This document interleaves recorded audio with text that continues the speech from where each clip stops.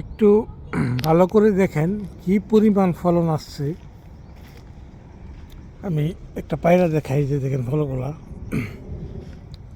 এবার পরিমাণ দেখেন কি পরিমাণ ফলাইছে। গাছের প্রত্যেকটা শাখায় প্রশাখায় পর্যাপ্ত ফল আসছে এবং ফল কিন্তু ভিতরে বাদাম পরিপূর্ণ হচ্ছে।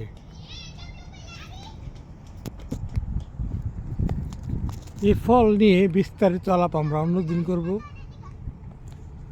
আজকে শুধু ফল গাছটি দেখাবো এবং গাছের ফলের সংখ্যা কীরকম সেটা দেখাবো।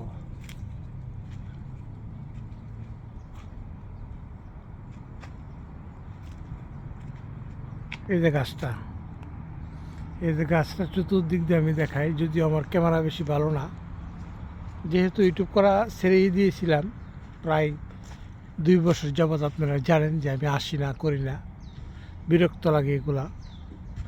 ইদানিং আবার একটু একটু সময় হচ্ছে দেখে আবার আসলাম, যে সবার সাথে যোগাযোগ করার প্রয়োজন ধীরে ধীরে, তো এই জন্যে আসলাম। তাই আমি পারতাছি দেখেন ফলগুলা, এই যে এই হচ্ছে ফল,